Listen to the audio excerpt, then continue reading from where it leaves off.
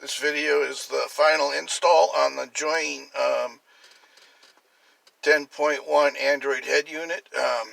This is how it looks on the dash on a 93 Chevy C1500 OBS.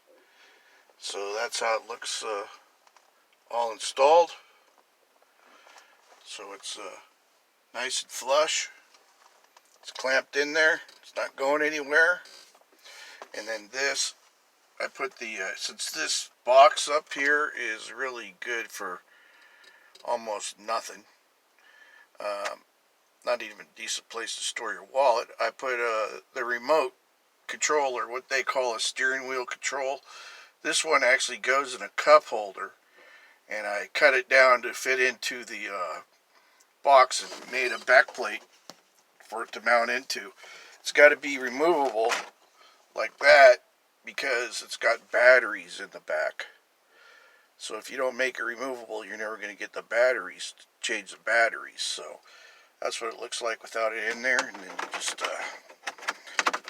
put it in there like that, and it's in. And it works. So that's how I did that. Just a quick update. Thanks for watching.